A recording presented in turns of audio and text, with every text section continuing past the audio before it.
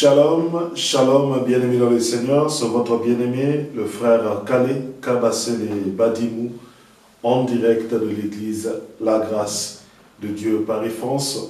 Je bénis notre Père, le Père de notre Seigneur Jésus-Christ, d'avoir permis à ce que nous puissions être là, aujourd'hui, dimanche 28 janvier 2024, afin que nous puissions partager tous ensemble ce moment de prière, ce moment de partage de la parole de Christ.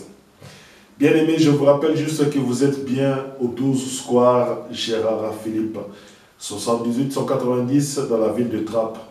Nos horaires de culte n'ont pas changé. Nous avons culte de 10h à 12h. Pour ceux et celles qui veulent participer avec nous à un moment d'adoration, à un moment de culte, bien-aimés, n'hésitez pas, regardez dans la description de cette vidéo, vous trouverez un numéro de téléphone que vous pourrez contacter en normal ou avec WhatsApp. Mais avant toute chose, bien-aimés, likez, commentez et partagez cette vidéo afin que beaucoup de gens soient sauvés, beaucoup de gens soient guéris et sortent des ténèbres du diable.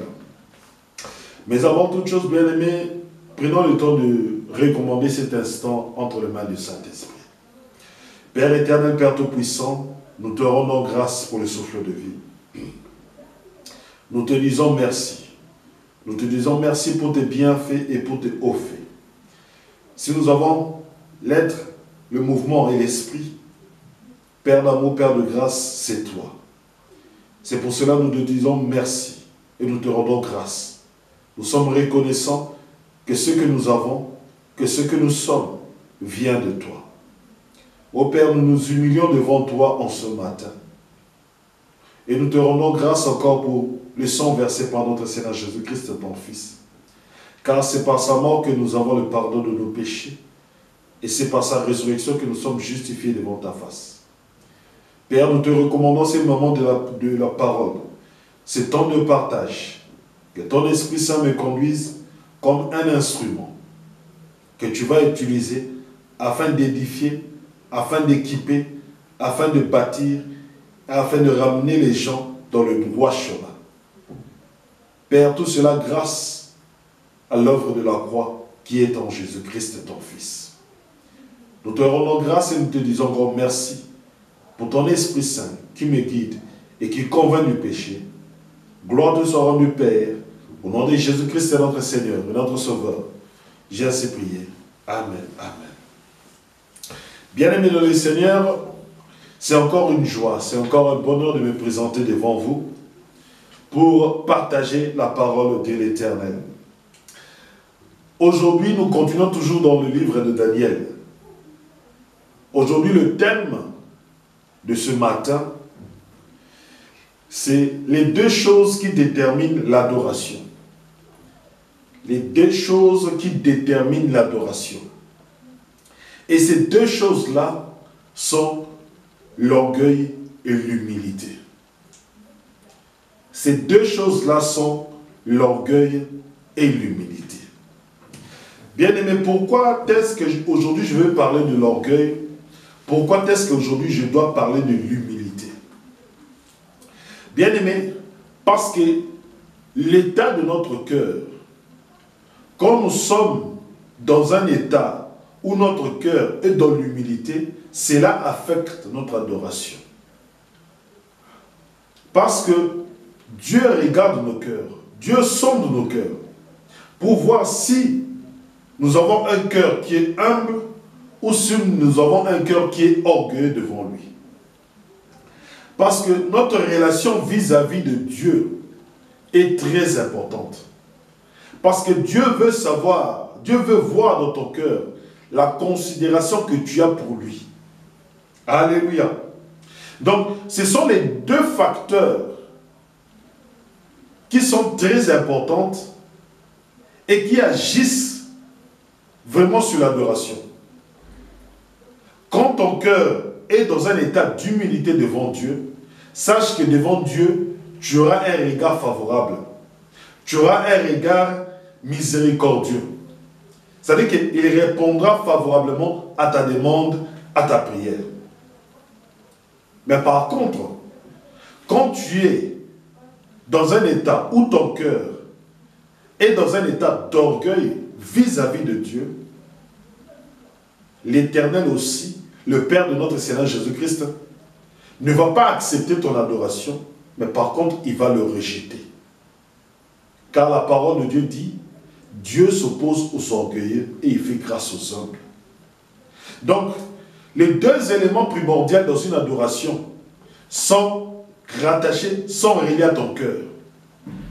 Donc, avant d'adorer, avant de prier, avant de t'approcher de Dieu, veille à l'état de ton cœur. Veille à ce que tu vas dire, veille à ton comportement avant de venir devant Dieu. Bien-aimé, la définition de l'humilité et de l'orgueil, bien-aimé, devant Dieu, c'est un autre sens. Peut-être toi, tu te dis qu'il est orgueilleux, il est humble. Beaucoup de gens disent qu'il est humble, il ne parle pas, il est timide. C'est ça que les gens voient comme humilité. Bien-aimé, laisse-moi te dire que la définition de l'humilité devant Dieu est tout autre. Commençons d'abord par définir ce que nous appelons humilité et orgueil devant Dieu. Bien-aimé, l'humilité, c'est reconnaître qu'il y a un seul Dieu. Il n'y en a pas plusieurs. Il n'y a qu'un seul Dieu. Le Dieu d'Abraham, le Dieu d'Isaac, le Dieu de Jacob. Le Père de notre Seigneur Jésus-Christ. C'est ça tout d'abord, être humble devant Dieu. C'est de reconnaître que le Seigneur Jésus-Christ est le moyen par lequel tu atteins le Père. Et le moyen par lequel tu connais le Dieu véritable. Et le moyen par lequel tu viens auprès de Dieu. C'est ça, être humble. Alléluia. Donc l'humilité, ce n'est pas le fait de ne pas parler. Non, ce n'est pas ça. L'humilité, c'est d'abord reconnaître qu'il n'y a qu'un seul Dieu. Qui est souverain. Et ce que vous êtes, c'est grâce à lui. Alléluia. L'humilité, c'est reconnaître que Dieu est souverain. Ce qu'il fait, personne ne peut s'opposer à lui. Et ce que vous êtes et la position dans laquelle vous vous trouvez, c'est aussi grâce à lui. Alléluia. Mais par contre, l'orgueil, c'est de ne pas reconnaître qu'il n'y a qu'un seul véritable Dieu. C'est ça être orgueilleux. C'est de se dire dans son cœur que ce que je suis, ce que j'ai, ce n'est pas mes propres forces, ce n'est pas ma propre intelligence, ce n'est pas ma propre sagesse. C'est ça être orgueilleux devant Dieu. C'est de ne pas reconnaître que ce que tu es vient de Dieu. La position dans laquelle tu es, c'est Dieu qui t'a mis. Ce n'est pas, quand quelqu'un est orgueilleux, il ne le reconnaît pas. Il ne reconnaît pas la souveraineté de Dieu. Il ne reconnaît pas la puissance de Dieu. Il ne reconnaît pas l'impact de Dieu dans sa vie. Il ne reconnaît même pas que c'est Dieu qui lui a donné le souffle de vie. Voilà quelqu'un qui est orgueilleux devant Dieu. Alléluia. Mais bien aimé, vous devez savoir une chose, que l'orgueil et l'humilité ne se manifestent que lorsqu'on a une certaine position. Alléluia. Quand on occupe une certaine position, position de pouvoir, position d'autorité, position de juger, de donner un avis, de trancher sur un avis, de dire que cette chose n'est pas bonne, faites ceci. Quand tu es dans position de pouvoir, en position d'autorité. Mais beaucoup de gens croiront que être en position de pouvoir, être en position d'autorité, c'est peut-être devenir pasteur, devenir diacre, devenir PDG, devenir, je ne sais pas, dirigeant de Coran. Non, bien aimé. Toute personne qui a une position de juger, une position d'autorité, ça peut être une personne lambda. Je vais vous donner un exemple. Quand un homme est célibataire, il n'a pas de femme, il n'est pas en position d'autorité, il n'est pas en position de chef. Mais par contre, lorsqu'un homme épouse une femme, Là, Dieu le place maintenant en position de chef, en position d'autorité. Donc, tu n'as pas besoin que Dieu t'élève socialement, qui te donne une position de PDG, de directeur, ou de pasteur, ou de bishop, je ne sais pas quoi, pour que tu dises que oui, Dieu m'a élevé. Non, lorsque même un homme, un jeune homme, épouse une femme, Dieu le prend, Dieu le met dans la position d'autorité. C'est-à-dire qu'il a maintenant le statut de chef. Or, qui dit statut de chef, dit qu'il a autorité sur sa femme. Alléluia. Donc, tu peux être au travail, tu peux être dans ton coin, tu es secrétaire. Sache que tu es dans une position d'autorité. La femme aussi de son côté.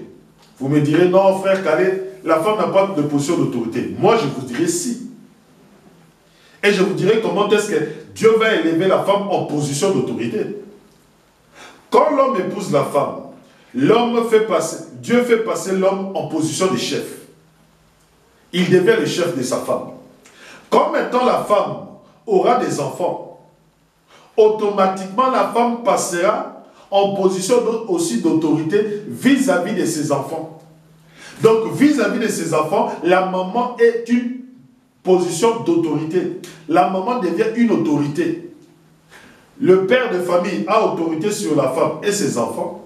La maman maintenant peut exercer une autorité sur ses enfants. Et même lorsque vous avez les enfants, l'aîné de la famille, en tant qu'aîné de la famille, lui aussi a un pouvoir sur ses frères, un pouvoir sur ses frères, en tant qu'aîné de la famille. Vous voyez comment est-ce que Dieu parle de la position d'autorité? Vous cherchez à être élevé, à avoir beaucoup d'argent et commencer à manifester votre position d'autorité. Non, c'est ça où intervient l'humilité et l'orgueil. Parce que lorsque Dieu t'élève en position d'autorité, ne pense pas que tu as seulement des droits. Droit de juger, droit de statuer, droit de commander, droit de diriger. Oui, mais sache aussi que tu ne peux pas diriger, tu ne peux pas commander seulement comme ça. Il faut que tu le fasses de la bonne manière. C'est là maintenant que Dieu verra si tu es humble. C'est là maintenant que Dieu verra si tu es orgueilleux. Prenons par exemple Daniel chapitre 4. Daniel chapitre 4, à partir du verset 19 jusqu'au verset 23. Nous allons voir l'élévation du roi Nabuchodonosor. Nabuchodonosor. Alléluia. Bien-aimé, tant que tu n'es pas en position d'autorité, c'est normal. Les gens vont dire que on ne connaît pas si tu es humble ou si tu n'es pas humble. Mais lorsque tu auras le pouvoir, lorsque tu auras l'argent, parce que l'argent te donnera un certain pouvoir, une certaine autorité, que ce soit dans ta famille, que ce soit dans ton quartier, que ce soit dans le travail, que ce soit dans le milieu où tu évolues, amitié, ainsi de suite. L'argent te donnera une certaine autorité, un certain pouvoir. Daniel chapitre 4, à partir du verset 19 jusqu'au verset 23. Écoutons. Alors Daniel, nommé Belchastar, fut un moment stupéfait et ses pensées les troublaient. Le roi reprit et dit, Belchastar, que le songe et l'explication ne te troublent pas. Et Belchastar répondit, mon Seigneur, que le songe soit pour tes ennemis et son explication pour tes adversaires. L'arbre que tu as vu, qui était devenu grand et fort, dont la cime s'élevait jusqu'aux cieux, et qu'on voyait tous les points de la terre, cet arbre dont le feuillage était beau et les fruits abondants, qui portait de la nourriture pour tous, sous lesquels s'abritaient les bêtes des champs, et parmi les branches duquel les oiseaux du ciel faisaient leur demeure, c'est toi, ô roi, qui es devenu grand et fort, dont la grandeur s'est accrue et s'est élevée jusqu'aux cieux, et dont la domination s'étend jusqu'aux extrémités de la terre. Donc avec ce songe-là, Daniel dit au roi Nabuchodonosor, cet arbre-là, grand et fort, puissant, qui abrite les oiseaux, qui abrite les bêtes sauvages, qui nourrit la forêt, qui nourrit tout le monde, qui nourrit toute la terre, et qui est élevé sur toute la terre. C'est-à-dire que chaque homme qui était dans son coin, il connaissait le roi Nabuchodonosor. Donc Dieu l'avait tellement élevé que son nom était jusqu'aux extrémités de la terre. Écoutez maintenant.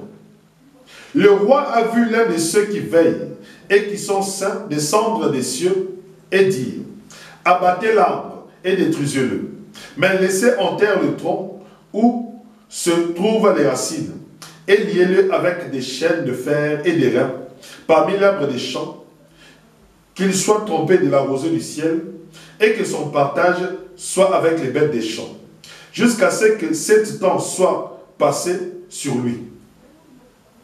Voilà, bien-aimé. Nabuchodonosor était un roi puissant. Il a pris Jérusalem, il a pris Daniel, Meshach, Shadrach et Abednego, il les a ramenés en captivité à Babylone. Arrivé à Babylone, le roi a eu un songe. Et ce songe a été expliqué par Daniel. Mais dans l'explication de Daniel, Daniel commence d'abord par dire au roi que c'est Dieu qui a fait que tu sois grand.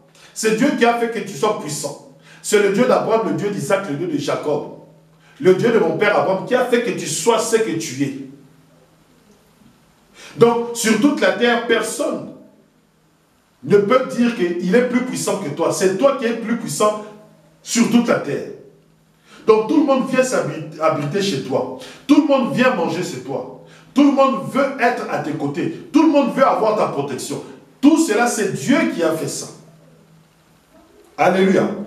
Mais à un moment, Dieu dit abattez l'arbre. Oh. Mais pourquoi est-ce que Dieu doit-il abattre l'arbre? S'il est puissant, s'il est grand, si Dieu l'a élevé comme ça, pourquoi est-ce que Dieu dit abattez l'arbre? Écoutez maintenant. Abattez l'arbre et détruisez-le, mais laissez en terre le tronc où se trouvent les racines. Or, lorsque Dieu dit abattez l'arbre, c'est pour que sa royauté diminue, c'est pour qu'il soit rabaissé. Mais Dieu ne peut pas rabaisser juste un homme comme ça. Il y a une raison. Parce que lorsque Dieu t'élève en position d'autorité, que tu sois roi, que tu sois premier ministre, que tu sois ministre, tu es élevé en dignité, tu es élevé en autorité, tu es élevé en pouvoir. Sachez une chose, quand nous sommes élevés en autorité, quand nous sommes élevés en pouvoir, c'est comme si Dieu nous prenait en tant qu'homme et il déléguait son autorité à travers nous. C'est-à-dire qu'au lieu que Dieu fasse ce travail-là, il prend quelqu'un et il le met là, il dit, bon, toi tu vas agir avec cette autorité, toi tu vas agir avec ce pouvoir que moi je te donne. Alléluia. Vous comprenez maintenant? C'est ça qui est arrivé au roi de Nabuchodonosor. L'Éternel veut maintenant casser son autorité, veut l'humilier. Mais vous devez savoir une chose. Là, nous commençons de parler par l'orgueil. Mettons d'abord l'orgueil en premier.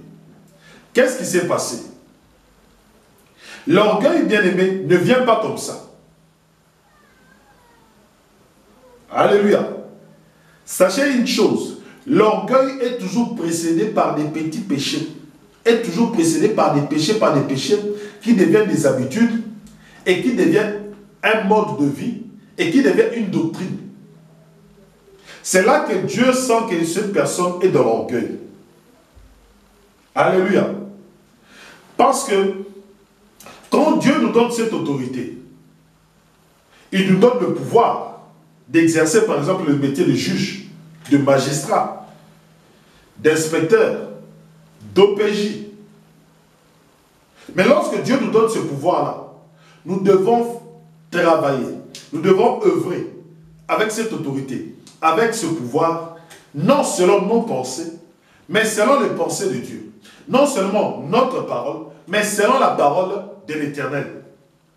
C'est pour cela, lorsque le Seigneur Jésus-Christ est venu, il a dit, je ne fais pas ma volonté, mais je fais la volonté de celui qui m'a envoyé. Alléluia. Donc, le roi Nabuchodonosor n'est pas devenu orgueilleux comme ça. Il y a quelque chose qui a fait que le roi Nabuchodonosor devienne orgueilleux. Et quand cette chose-là, nous remarquons, nous lisons dans les Écritures, nous remarquons que le roi Nabuchodonosor a commencé à faire certains péchés. Parce que lorsqu'on est dans une position d'autorité, on se croit invincible, on se croit invulnérable, on se croit permis de tout. Non, on n'est pas permis de tout. Écoutez maintenant d'où vient le péché du roi Nabuchodonosor. Daniel chapitre 4, à partir du verset 29 jusqu'au verset 32. Écoutez. Toutes ces choses, non, Daniel chapitre 4, à partir du verset 27. C'est pourquoi, ô roi, puisse mon conseil te plaire, rachète tes péchés par des bienfaits et tes iniquités par la compassion envers les malheureux. Et ton bonheur pourra se prolonger. Le roi Nabuchodonosor était devenu quelqu'un qui était injuste. Le roi Nabuchodonosor ne faisait pas miséricorde aux pauvres, ne faisait pas miséricorde aux malheureux. Le roi Nabuchodonosor était rempli d'iniquité. C'est-à-dire qu'il ne remplissait pas la justice selon la vérité. Parce que pour Dieu, la justice est très importante. Or, le roi Nabuchodonosor avait le droit de faire tout ce qu'il voulait. Au lieu qu'il fasse selon la parole de Dieu, non, lui il fait selon ses sentiments. Il a fait accroître la corruption, il a fait accroître l'injustice. Donc quand quelqu'un venait pour que le roi Nabuchodonosor puisse trancher une affaire, le roi Nabuchodonosor condamnait l'innocent et il laissait libre partir le coupable. Or cela, Dieu ne peut pas, Dieu ne l'a jamais accepté. Prenons Deutéronome chapitre 25, non, Lévitique chapitre 19 au verset 35. Vous allez comprendre. Lévitique chapitre 19 au verset 35. Vous ne commettrez point d'iniquité, ni dans le jugement, ni dans les jugements, ni dans la mesure des dimensions, ni dans les poids, ni dans les mesures des capacités. Vous aurez des balances justes, des poids justes, des éphases justes et des reins justes. Je suis l'Éternel, votre Dieu, qui vous ai fait sortir du pays d'Égypte. Donc, l'Éternel est un Dieu qui juge avec justice. Il ne fait pas, il n'accepte pas la corruption. Il ne fait pas de favoritisme. Quand les gens venaient devant Nabuchodonosor, ils exposaient leurs problèmes. Nabuchodonosor laissait partir les coupables. Il condamnait l'innocent. Écoutez ce que la loi dit. Vous ne commettrez point l'iniquité ni dans les jugements. Le roi Nabuchodonosor n'arrivait pas à juger correctement. Au lieu de soutenir ceux qui sont malheureux, au lieu de soutenir ceux qui sont innocents, non, il soutenait le coupable. Prenons aussi Deutéronome chapitre 25, pour que nous puissions progresser.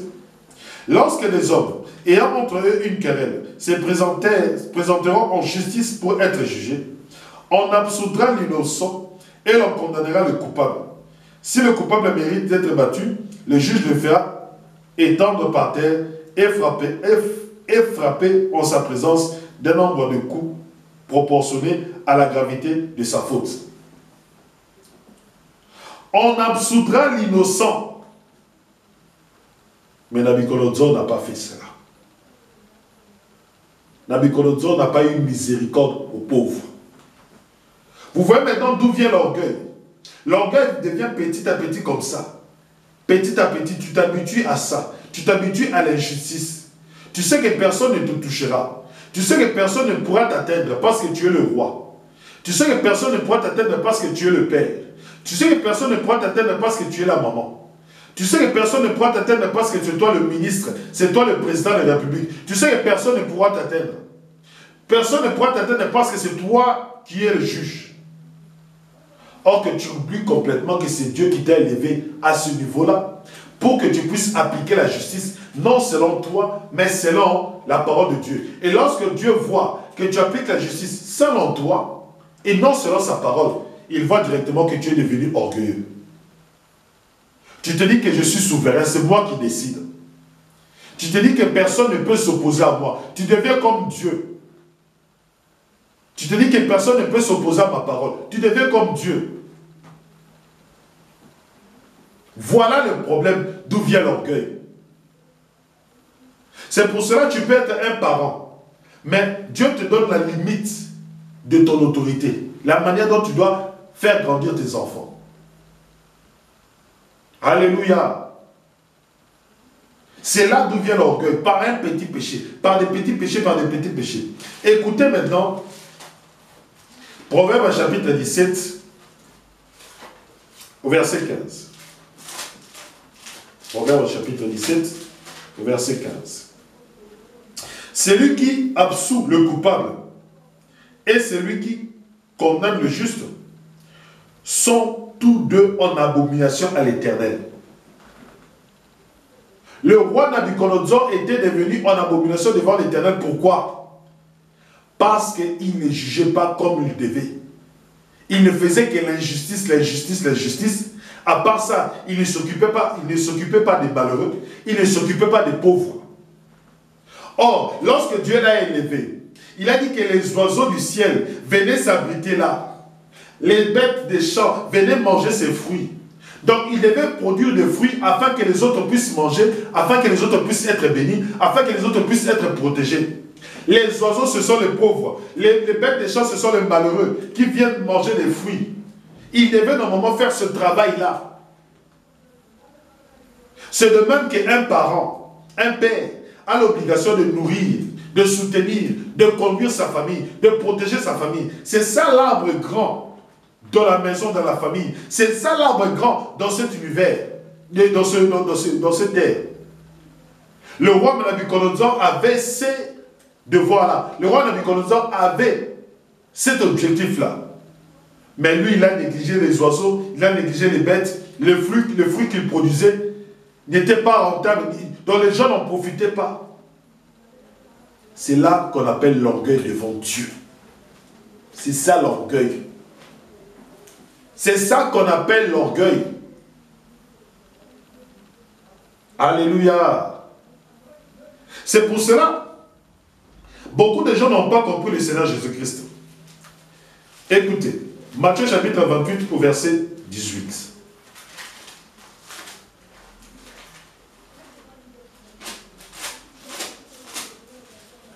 Verset 18. Jésus s'étant approché, leur parla ainsi. Tout pouvoir m'a été donné dans le ciel et sur la terre. Bien-aimé, tout pouvoir a été donné au Seigneur Jésus-Christ. Mais regardez l'humilité du Seigneur Jésus-Christ. Le Seigneur Jésus-Christ a dit, je ne suis pas venu faire ma volonté, mais je suis venu faire la volonté de celui qui m'a envoyé. Le Seigneur Jésus-Christ a dit, je ne juge pas selon mes pensées, je ne juge pas selon ce que je vois, mais je juge selon les paroles de mon Père. Mon jugement est juste parce que je ne juge pas selon Jésus-Christ, mais je juge selon la parole de Dieu. C'est ça être humble. C'est ça être humble. C'est ça être humble devant Dieu. Vous pensez qu'être humble, c'est rester calme. Oh, il ne parle pas trop. Il est timide. C'est ça humble. Non, ce n'est pas ça. Écoutez très bien. Toute autorité, tout pouvoir a été donné au Seigneur Jésus-Christ. Il pouvait faire tout ce qu'il voulait. Mais il a dit, je ne fais pas les choses selon moi, mais je suis venu faire la volonté de celui qui m'a envoyé. Jésus-Christ a reconnu que toute autorité m'a été donnée. Jésus-Christ a reconnu que oui, l'autorité que j'ai m'a été donnée. Nebuchadnezzar n'a pas reconnu cela. Il n'a pas reconnu que l'autorité qu'il a, la royauté qu'il a, la grandeur qu'il a, sa magnificence, il est connu sur toute la planète Terre, même aux extrémités de la Terre. Il était connu, il était craint. Mais il n'a pas reconnu que tout cela vient de Dieu. Il n'a pas reconnu que c'est Dieu qui l'a élevé. Écoutez ce qu'il va dire quand quelqu'un devient orgueilleux. Alléluia. Quand quelqu'un devient orgueilleux, écoutez ce qu'il va dire. Daniel chapitre 4 à partir du verset 29. Au bout de 12 mois, comme il se promenait dans le palais royal à Babylone, le roi prit la parole et dit, « N'est-ce pas ici Babylone la grande que j'ai bâtie comme résidence royale, par la puissance de ma force et pour la gloire de ma magnificence. La parole était encore dans la bouche du roi, qu'une voix descendit du ciel. Qu'une voix descendit du ciel.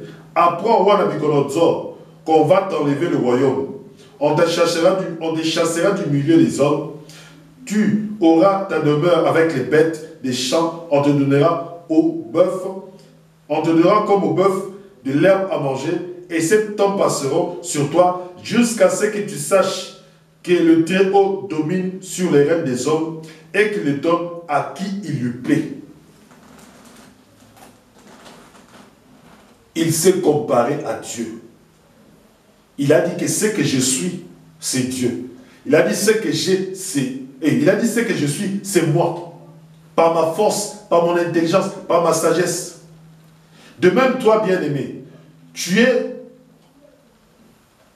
encore dans ce péché-là. Tu n'as pas encore atteint l'orgueil. Mais fais attention. Quand tu te réveilles chaque matin, tu dois te dire, je dois rendre grâce à Dieu. Il m'a donné le souffle de vie. Je dois rendre grâce à Dieu parce que ce que je suis, c'est lui. Ce que j'ai, c'est lui. C'est ça aussi, bien-aimé. L'humilité. Reconnaître que le peu que tu as, le vêtement, à manger, là où tu dors, bien-aimé, reconnais que c'est Dieu qui te l'a donné. Même si pour le moment ce n'est pas encore assez, mais reconnais au moins que c'est Dieu qui te l'a donné.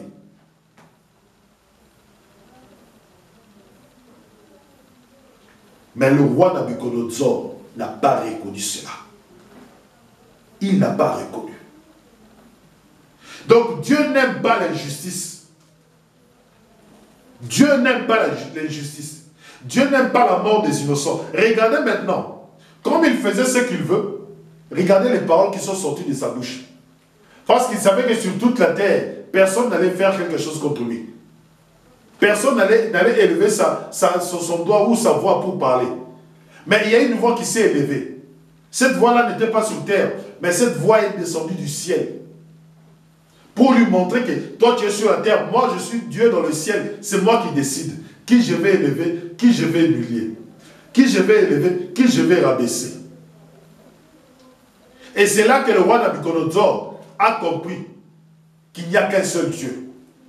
C'est là que le roi Nabuchodonosor a compris que sa royauté ne dépendait pas de lui, mais dépendait du ciel. Bien-aimé, toi aussi tu dois savoir que ton état, là où tu es, cela ne dépend pas des hommes. Cela ne dépend pas des hommes. Cela dépend du ciel parce que c'est Dieu qui élève. C'est Dieu qui peut te rendre riche. Donc, bien-aimé, c'est Dieu qui peut tout. Donc, c'est lui. C'est Dieu qui peut te donner un mari. C'est Dieu qui peut te donner une femme. C'est Dieu qui peut te donner des enfants. C'est Dieu qui peut te rendre stable dans la vie. C'est Dieu. Personne d'autre. Tout cela, bien-aimé, je vous le dis pourquoi. Parce que le roi Nabuchodonosor, au fin de 7 ans, il a reconnu que c'est Dieu qui est l'Éternel et qu'il n'y a qu'un seul Dieu. Mais d'abord, l'orgueil vient avec les péchés. Regardez le roi Akab. Regardez le roi David. Le roi David, lorsqu'il a tué Uri, Dieu s'est fâché. Parce qu'il a tué un innocent. Et cet innocent-là, c'était qui? C'était celui qui le gardait, c'était celui qui le protégeait. C'était celui qui allait au combat, qui combattait pour Israël. Afin qu'Israël récupère toutes les terres occupées par les Philistins. Tout ça à cause de sa femme, la femme d'Uri.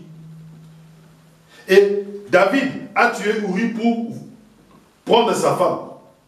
Et Dieu n'était pas content de cela. Regardez le roi Akab. Alléluia. Le roi Akab était devenu orgueilleux. Le roi Akab était devenu orgueilleux. Sa femme Jézabel est partie prendre la ville de Naboth. Il a tué, il a lapidé Naboth en prenant 2 témoins, des faux témoins. Or ça, Dieu n'aime pas ça. Dieu a horreur des faux témoins. Dieu a horreur des faux témoins. Et 2 faux témoins se sont manifestés et Naboth a été tué. Un innocent. Écoutez. 1 Roi chapitre 21. 1 Roi chapitre 21. 1 Roi chapitre 21.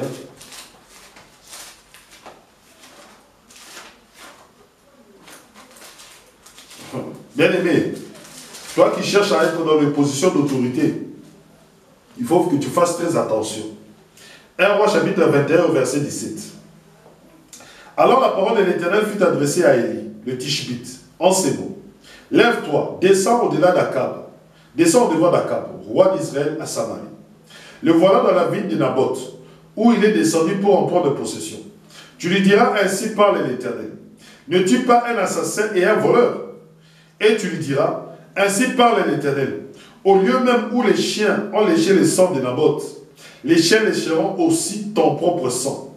Akab dit à Élie, m'as-tu trouvé mon ennemi? Et il répondit, je t'ai trouvé, parce que tu t'es vendu pour faire ce qui est mal. Tu t'es vendu pour faire ce qui est mal aux yeux de l'Éternel. Voici, je vais faire venir le malheur sur toi. Je te balayerai. J'exterminerai quiconque appartient à Akab, celui qui est esclave et celui qui est libre en Israël.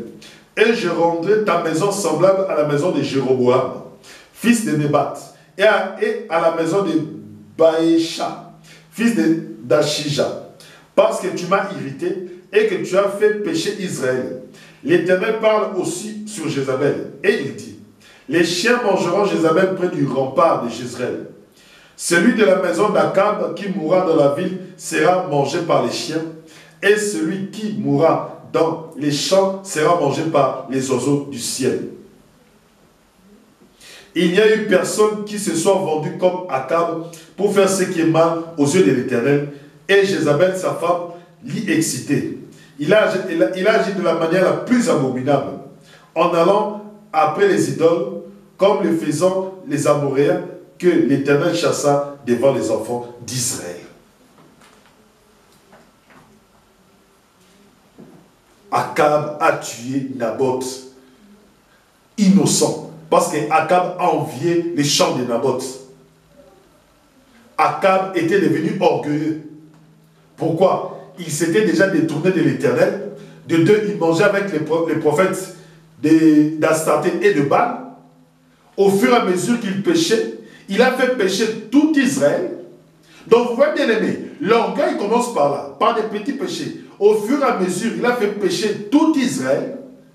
Et quand il a rajouté les sang d'un innocent, Naboth, Dieu a dit c'en était trop. Dieu a dit qu'il n'y aura personne de la famille de Naboth, que ce soit esclave, que ce soit un libre, qui est lié à Akab, qui ne vivra. Ils seront tous exterminés. Tout cela parce qu'Akab ne faisait pas la justice. Parce qu'Akab adorait d'autres dieux. C'est pour cela, bien aimé, vous devez comprendre que le seul moyen, c'est de ressembler à Seigneur Jésus-Christ. D'avoir les sentiments de Christ. Parce que les exemples que je vous ai donnés, c'est afin de faire maintenant apparaître Christ comme celui qui est saint, comme celui qui est juste, comme celui qui est l'exemple à suivre. Alléluia. De Philippiens chapitre 2, au verset 5 jusqu'au verset 11. Philippiens chapitre 2, au verset 5 jusqu'au verset 11. Ayez en vous les sentiments qui étaient en Jésus-Christ, lequel existant en forme de Dieu, n'a point regardé comme une proie à arracher d'être égal à Dieu, mais s'est dépouillé lui-même en prenant une forme de serviteur, en devenant semblable aux hommes, et après s'être trouvé dans la situation d'un homme, il s'est humilié lui-même, se rendant obéissant jusqu'à la mort, même jusqu'à la mort de la croix. C'est pourquoi aussi Dieu l'a souverainement élevé et lui a donné le nom qui est au-dessus de tout nom, afin qu'au nom du Seigneur Jésus, tous genoux fléchissent dans les cieux, sur la terre et sous la terre, et que toute langue confesse que Jésus-Christ est Seigneur, à la gloire de Dieu le Père. Les sentiments de Christ, c'était quoi? Dieu l'a donné toute autorité dans le ciel, sur la terre et sous la terre. Donc, tout pouvoir a été donné au Seigneur Jésus-Christ par Dieu son Père. Mais au lieu que le Seigneur de Jésus-Christ devienne orgueilleux, au lieu que le Seigneur Jésus-Christ puisse utiliser ce pouvoir, cette autorité, selon sa volonté, selon ses pensées, non, il a utilisé selon la volonté, selon les pensées de Dieu. Alléluia. C'est là que les sentiments de Christ. Christ s'est rabaissé en tant qu'homme. Comme il est devenu homme, ayant toujours ce pouvoir, ayant toujours cette autorité, pouvoir de pardonner, pouvoir de dire à la mer, tais-toi, reste calme, pouvoir de marcher sur les eaux, pouvoir de guérir les malades, pouvoir de guérir les lépreux. Il avait tout ce pouvoir. Il pouvait faire ce qu'il voulait. Changer les pierres en pain comme le diable voulait qu'il change les pierres en pain. Il avait cette autorité. Mais il s'est basé sur l'obéissance à celui qui l'a envoyé. Il s'est basé sur l'obéissance de celui qui lui a donné le pouvoir. Bien-aimé, quand on te donne une responsabilité, le fais-tu selon ton bon vouloir ou bien selon la volonté de celui qui t'a donné le pouvoir?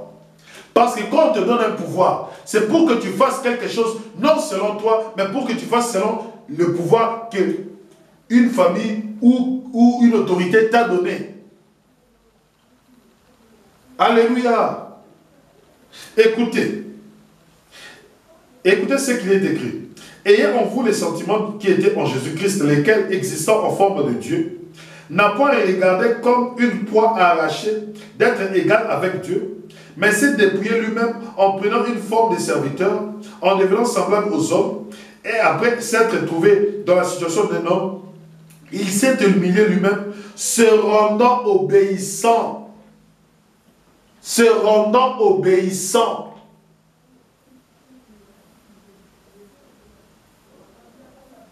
Bien-aimé, est-ce que toi tu es obéissant à ton autorité qui t'a donné le pouvoir? Es-tu obéissant? Tu es devenu le mari d'une femme. Mais est-ce que traites-tu ta femme comme Dieu le souhaite, comme l'Éternel le dit? Marie, aimez vos femmes comme Christ a aimé l'Église. Est-ce que femme, toi qui es à côté de ton mari, te soumets-tu à ton mari? As-tu ce sentiment de Christ de la soumission? Parce que Christ s'est soumis à Dieu. Alléluia. Bien-aimé, c'est quelque chose de fort et de puissant ce que je dis. C'est quelque chose de fort et puissant ce que je vous enseigne aujourd'hui. Parce que si tu es orgueilleux, sache une chose, que tu ne seras pas exaucé. Mais par contre, si tu es humble, qu'est-ce que signifie être humble? C'est avoir le sentiment de Christ, faire la volonté de Dieu, obéir à Dieu, se soumettre à Dieu, prendre le pouvoir que Dieu t'a donné, l'utiliser, non comme toi, mais l'utiliser comme Dieu veut que tu puisses l'utiliser. Alléluia. Alléluia. Donc je peux être ministre, j'ai autorité sur les brebis, mais je ne peux pas faire d'autres choses qui sont des bêtises. Alléluia. Dieu te donne un pouvoir sur l'église, mais tu commences à déborder.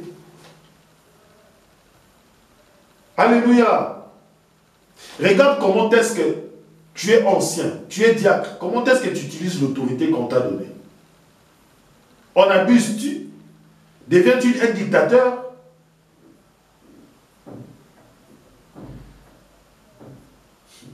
Bien aimé, c'est ça l'humilité. Et l'humilité, l'exemple que nous avons, c'est Christ. Et quand il s'est humilié, qu'est-ce qui s'est passé? Dieu l'a souverainement élevé. Dieu l'a souverainement élevé. Et vous verrez le roi Nebuchadnezzar, lorsqu'il a compris que c'est l'Éternel qui l'a élevé, il a directement reconnu que c'est l'Éternel qui est Dieu. Et Dieu l'a rendu le pouvoir, Dieu l'a rendu la royauté, Dieu l'a rendu la puissance. Son royaume est devenu encore plus grand et plus puissant. Quand il a seulement reconnu que c'est Dieu qui est l'Éternel,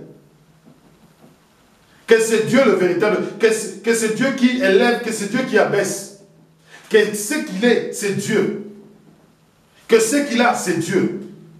Bien-aimé, est-ce que toi tu reconnais que ce que tu es, ce que tu as, c'est l'Éternel, le Père de notre Seigneur Jésus-Christ qui te l'a donné?